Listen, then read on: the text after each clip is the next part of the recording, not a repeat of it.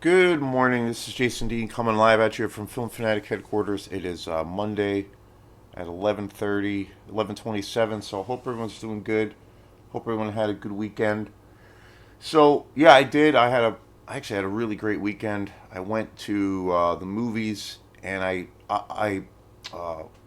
had just an amazing film going experience. I just recorded the video yesterday. Haven't uploaded it yet, but I will. The So stay tuned for that. I don't even want to say what movie it was, but it was just such a tremendous experience. One of the best film experiences I've ever had. And I went up to this movie theater up in Orono, Maine, which is about an hour and 10 minutes or so away from here. A little bit of a hike for a movie, but I've driven to the furthest I've driven for a movie is to the IMAX theater in Saco, Maine, and that's about almost 2 hours away. That's an intense experience, and I kind of want to experience that again. But it was something else, and so I'll be posting that video either today or tomorrow, sometime this week. So, and before I get into today's show, I just saw a movie that I had heard a lot about and stumbled upon, came across it, not realizing it was that movie that I kept hearing a lot of buzz about, and I really liked it a lot. It was actually kind of an awesome movie. So, but first off, a lot of times I like to talk about happenings with the band, my band Quantum. So we got some shows coming up. Kind of excited. This year's been actually pretty good. Well, we just started 2025, and then also 2024 has been a really great year. We had put out an album a few around when the hell was it? I can't remember now. It's kind of all a blur. But we put out an album about a month ago, a brand new album. In Dreams, I saw Chapter Two, and it was the second part of the first album. In Dreams, I saw Chapter One, which came out about 2 years ago, and we put that album out in late November. So it was yeah, it was a really great experience, and this year has been great. What I've been trying to do with the band, I mean, because we're in a kind of right in the middle of winter time. You know, I've been happy with the momentum and how things have been gelling and just going with the band. I get more. I don't know. I get more and more excited with the band with each, as time goes on and time goes by. So it's been a lot of fun, and I've been trying to keep the band a little bit busier. So, we've been playing a pretty good amount of gigs lately. So it's been a lot of fun. We have some more shows coming up. And what I've been trying to do, because again, wintertime, it's very slow in comparison. Usually, knock on wood, usually in comparison to the summertime, just gigs in general, it's very slow. It has its ebbs and flow, as far as, well, just, while playing gigs, but then having the option to go see live music. It does have an ebb and flow to it all the time. But wintertime, it's usually very slow. But what I've been trying to do with uh, with Quantum is try to keep it more consistent as far as live shows. I've been trying to like book things a little bit further in advance and keep the band going. I kind of don't want. I feel like that's. I just feel like we have a lot of material and we have a lot of stuff, a lot of tunes that we're sitting on that we haven't played in a while, and a lot of tunes we haven't played yet. But I feel like we have a lot of different things to, I think, hopefully offer to the public, and plus I just feel like the band really develops more the more we play, and so I've been trying to do keep the band more consistent this year. So we just booked another show, which is a big show, which I'm really excited about, and I'll start the promotion. I'm not going to really announce that show yet, but I'm really excited about it. We just confirmed that today, but I'll be talking about that. In the next few weeks or so, I'll start the promotion going for it. But the next show we have coming up with Quantum is we're going to be at on the 16th, which is a Thursday, the 16th of this month. We're going to be playing another show. Quantum will be playing another show at Opera House Video, the beloved Opera House Video, the only video store in the entire state of Maine. This show is going to be different. We did play over the summer this past year. We played a couple of shows there actually, and on paper it sounds like kind of a crazy, wacky idea, but I don't know. We're kind of a wacky band, so maybe that fits. But and it was great. It was actually really fun. One out of the two especially was a really great time. And for me, it's like movies are the biggest inspiration for the band. So it's like kind of for me, it's I don't know in an odd way and in a wonderful way, and also in maybe a subtle way. It's it's kind of like for me, it's like everything's full circle because we're playing at this place that is what I'm all about and what I'm so inspired by, and I get to have my band play there. It's just really cool. And the two shows we did over the summer were kind of more ambient based shows. We played during the day. There were both the shows that we did over the summer were on like Saturdays, and they were daytime shows. And we played early in the afternoon, and we played more of our kind of ambient stuff. It was a pretty chill kind of environment. Not like a dance party kind of spot. So we played a lot more of our ambient stuff and a little bit more of the experimental stuff. We did play some of the dancier tunes, but kind of played a little bit more of the more ambient, loungy kind of stuff, kind of tracks. But this show, I'm gonna try to do it a little bit differently. It's gonna be on the 16th of this month, which is a Thursday, and we're gonna do it at night, and it's gonna start at 6:30, and we're gonna try to mix it up. We'll probably still play the mellow or more mellow kind of material, but I'm gonna try to. We'll see how things go. I mean, it's not really a venue, so it's a little bit of a it's a little bit up in the air. But I'm gonna try to do a little bit more of the dance oriented stuff for the show, and it's gonna be at night. And we're also gonna have a special guest who will be playing, which we haven't done there before, and that's gonna be Leo, who is in this really uh, awesome band that I'm a huge fan of. They're a local band based here right in Mid Coast called Osmia, and they're just an awesome band. They're an all original rock trio, kind of in the vein of like My Bloody Valentine, um, early Sonic Youth. It real noisy and harshy and noisy and harsh, but really rocking, but also beautiful. Definitely like a shoegaze kind of vibe. Definitely punk influenced. A little bit of a metal sound. A little bit of a prog sound. Definitely experimental. And I think even an electronic element because the band uses lots of pedals. Real ethereal sounding, but I'm a huge fan of that band. And so Leo, who is the main guy in that band, he's going to be doing a solo set with us, and he's going to play a short set before we play. So that's going to start at 6:30, and that's going to be on the 16th. It's a Thursday night. So we'll see how things go. I'm kind of excited. I've been doing a promotion for that, and getting things rolling. So yeah. So today's show is on a movie I had heard lots of things about, and then I kind of forgot about it. And then I recently saw another post about it. There's a really great YouTuber out there who I love, called Spooky Astronauts. She's an Australian woman. She is pretty fantastic. She mostly focuses on horror, and she did a recent top 10 list of the best films of this year or last year. And one of the movies she talked about was Strange Darling. And I had heard about that movie, but then I kind of forgot about it. And I rented it the other day, this past weekend, and I watched it. So very excited to talk about it. I was really surprised by this film. But first, I want to talk about something that kind of happened the other day, or actually yesterday, which I think is pretty funny, kind of ridiculous, and kind of stupid, but it is what it is. And again, it's related to movies, so I figured I'm going to talk about it. So again, this it is overall it's pretty juvenile. It's pretty stupid on both of our parts, but it's something I see a lot, and it was one of those situations where I just got so irritated by it.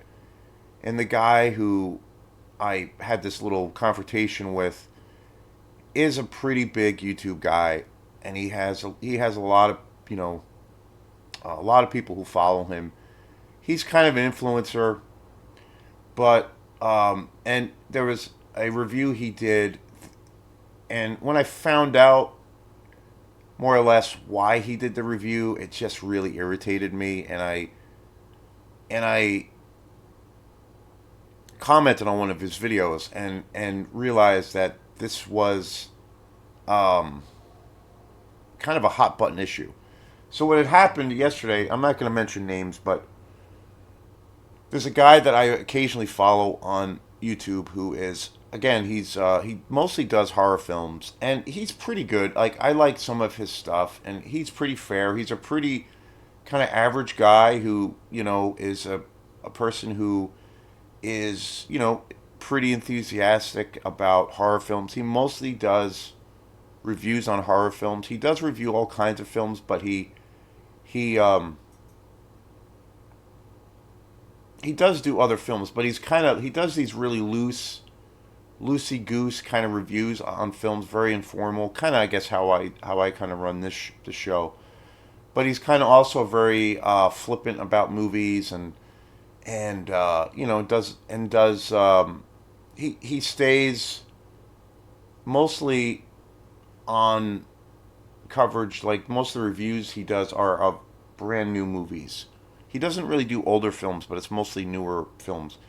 And so, again, I've been watching, and checking out reviews on Nosferatu, and so he did a show on Nosferatu. So I was curious what he thought of it, and he did a review on Nosferatu, and he basically um, was it was probably one of the most like vicious reviews I've ever seen of a movie, where it really was like this. He kind of turned it into this like personal attack on a movie, where like he was insultive. He was like insulting all of the actors. He trashed every aspect of this movie to a degree that I I don't know if I've really seen before. And he went on and on about this whole thing, and he just but he came across as I don't know, kind of a like a high school bully, and he also came across as like really juvenile and really inarticulate and kind of stupid, to be honest. But he just was so kind of belligerently um, going about reviewing this movie. Um, and then at the during the or actually before the review, right? I he said that he was getting paid to do this review, and I put a couple of things together, two and two together, and I realized that there are people out there that are paying this guy to basically um, go off on a movie as badly as he can. And he basically said in this clip, in this review, that he was getting paid to do this review, and it was obviously he was getting paid to just smear his shit on the wall, and that's what the whole point of this review was. And I was like, okay, for me, I was like, okay, that's obviously why he is attacking this movie to the degree that he is, that he's going to the extent to where he's like making fun of the actors and just like trashing them like on a personal level. And I realize he's doing this because he is getting paid to do that, and he's also doing it in this form of a clickbait video, to be controversial for the sake of being controversial, to be mean for the sake of being mean. It has nothing to do with the actual review of the film. So I saw this review, and I was like, I was kind of outraged. I was outraged by it because I was like, one, the main thing was when I realized he's getting paid to basically just put a big shit stain on something for the sake of it, and then he's going to use that review as a clickbait clip to just get more followers, and that's all that matters to him, when it wasn't really even a review, or not necessarily even because it was a bad review or a bad review in general. He was just doing this to get his own shit across, and then dumping, you know, on something to the degree that it was like, um, I got this feeling like this movie personally like hurt his feelings or something. So I called him. I responded on one of the to his review, and I was saying, um, basically I said, and again, this is not something I normally do, and I try not to do it because this is the downside of the internet. But basically, I said, I was like, dude, like, what's wrong? Like, what's your problem here? Like, why are you so up your own ass about this movie? Um why are you attacking this movie to the point of where you're going and to the extent? And I said, well, maybe it's because, this isn't even a real review, and you're just doing this for the money. You're getting paid to just kind of rub your shit on the wall, and just take a dump on a movie, and just and that's it. And I'm like, this is, and I said that this is all like, it's not even a real review, and that this is you just, getting paid to essentially be a big dumb bully, and it's like juvenile. And I'm like basically, dude, just like kind of grow up. Like, what's your problem? Why do you hate on something to this point? And I said, you're only doing this obviously because you're getting paid, and you want to be controversial. You want to stir shit up. You want to get more followers. And I'm like, it has nothing to do with reviewing movies. And I commented in that way on the video, and then he commented back, and he said, well, the reason I talked about this movie in this light was because I thought it sucked, and I thought it was boring as all hell. And then he calls me a crybaby. So, and then again, this is the thing that happens on the internet. So what I did, I responded, and I basically said, bro, this has nothing to do. This whole thing that's going on right now has nothing to do with even you doing a movie review. And I said to him, I'm not. I'm like, just. And I said to him, dude, just chill out. Like, this, it's only a movie. Like, and I've said that. I also said that it's not the actual bad. It's not. I really love Nosferatu. It's a movie that I think it's one of the best movies of this year. It's now become my favorite and definitive version of this classic story of Nosferatu and Dracula, Bram Stoker. For me, it's the definitive version. But I said, it's like, no, it's not. It actually has nothing to do with you giving it a bad review, but it's the way you're doing it and why you're doing it, and the only real reason that you're doing this in the first place. And it's nothing to do with you actually reviewing a movie at all. And I said, because I've come across like hundreds of different reviews for this movie where a lot of people are kind of trashing this movie and saying lots of negative things. I've even seen people who have good things to say about this film still take it apart and dissect it. And that's fine. I'm not getting bent out of shape. I'm not a crybaby about it. Like, no, it's great. People can have their opinions, and I can agree with them or not agree with them, and that's totally fine. But my whole point was like, this dude, like, I was like, you got to have some levity to the situation. Like, why are you taking this so seriously? Like, just kind of like back off a little bit and realize, well, dude, it's just a movie at the end of the day.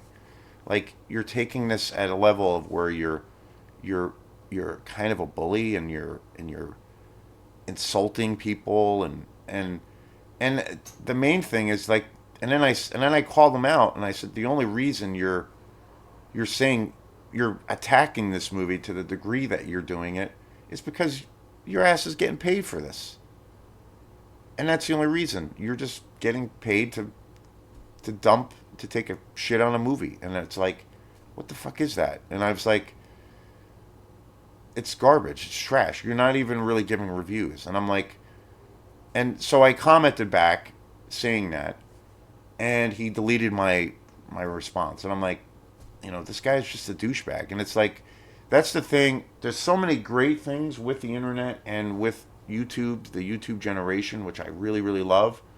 But there's so much garbage where it's not even really quote unquote any. It doesn't resemble any form of, because reviewing films is a form of journalism, and there's so much out there that it has nothing to do with that, and so many of these shows and YouTubers that just are just shit disturbers. Like, they will shit in their own house just to get attention, even though it's their own lair, and it's just this clickbait garbage that's just being financed by douchebags, and has nothing to do with a review, and that's the thing that irritated me, and that's the thing that I was like speaking out against. I don't care if you like this movie.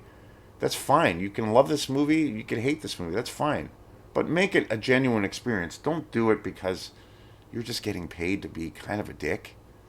So that's what happened yesterday. And that's, again, another reason why I don't engage with people on the internet this way, because there's so much of that garbage where it's not even about a review, or it's not even about whether you like a movie or not. It's just this, like, clickbait garbage. And so, anyway, but today's show is on a movie that I'm really excited to talk about.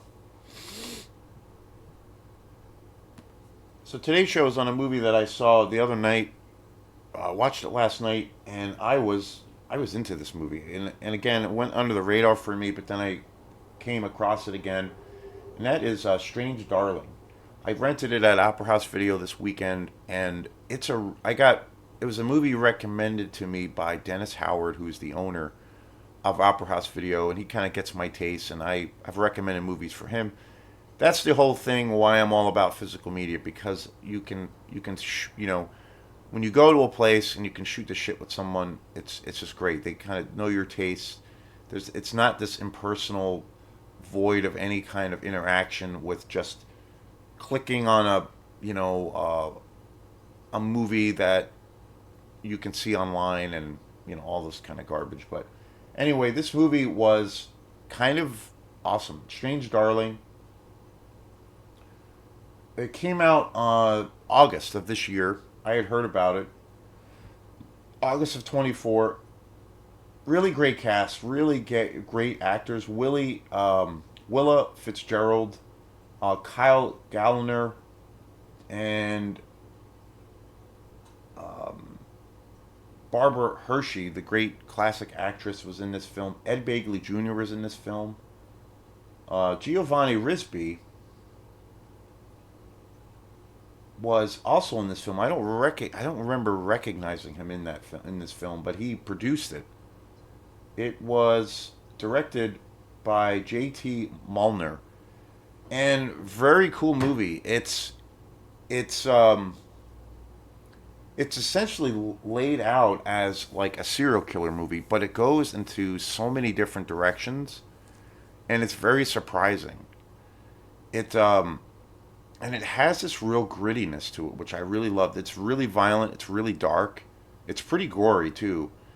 It I don't know. Like, I saw some influences in this movie where I felt like it has an influence, especially in the very very beginning. It doesn't really stay in that kind of realm, but I think in the very very beginning of the film, when you're kind of getting introduced to the film being started into this world that is Strange Darling, the the vibe that I got was that this movie was very much influenced by the original Texas Chainsaw Massacre, which I was like, okay, this is cool.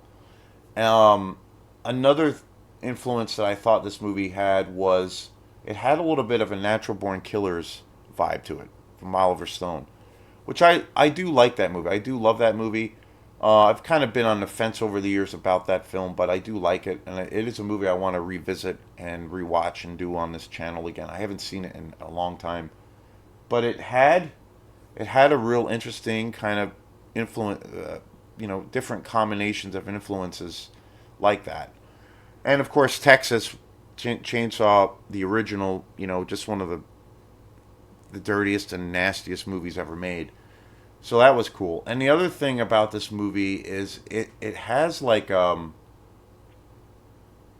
real grindhouse kind of vibe. It's pretty raw. It's pretty nasty. It's kind of a dirty film, and it's super raw, and it really has a grindhouse kind of vibe, which I thought was fuck yeah. I was like, yep, I'm in it. And it has a lot of interesting plot twists. Like you really feel by the second act what you thought was happening, you realize that that was all completely incorrect. And there's a nice little shift in the dynamic, the narrative of the story, and kind of the eventual plot reveal. Very cool, really cool music in this film. Also, a lot of cool dissonant kind of electronics, especially in the beginning. Beautifully shot. Uh, it's got a lot of great action sequences too. Um, yeah, this movie was a big surprise. I actually really thought this movie was great, and it was unexpected. I thought this movie was really original. I was really into the whole kind of grindhouse sleazy vibe of this movie because it definitely is that. It felt like something that I could have seen from the 70s or like early 80s. It was just really again, it had this real raw kind of quality to it. The violence in this film, the sexual nature of this film. Very cool movie, very cool. And I saw this. I was very late to the game. It came out in August, and I was digging it. It's a very cool movie. A big surprise. Again, another example. I've talked a lot about this before.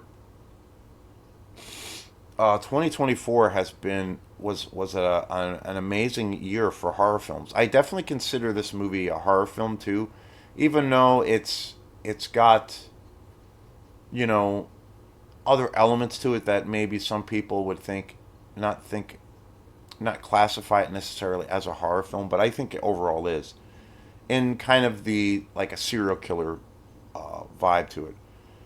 Definitely has that. It's got a little bit of a vibe of like, Henry Portrait of a Serial Killer. Maybe not quite as realistic, but it has a little bit of that vibe, like real low budget, real nasty. Um, but great cast, great story, great writing. I was really impressed with this movie, and I was very surprised. I was excited where this movie went. It wasn't predictable. It was not paint by numbers. And I probably, I think I would probably put this on one of my lists as far as one of the best films of 2024. Very cool movie. I think this movie deserves a little bit more popularity and acclaim because I didn't see this movie really make too many lists. Again, Spooky Astronauts, she did a great review. This movie made her list of top 10, top 20 movies of 2024. And after seeing it, rightfully so, this would be an awesome movie to see on Blu-ray and probably own on Blu-ray. It's a real visceral movie. I saw it on DVD, and which was awesome. So yeah, very cool movie. And again, just another example of some really interesting and diverse and really high quality horror movies that you know has come that happened to come out all in the same year of 2024. So things for the horror genre are, I feel right now, because of films like this, are you know the genre is alive and kicking, and it's doing better than it's ever been. I mean, it's just great. So thanks again, and we will see you next time. Peace.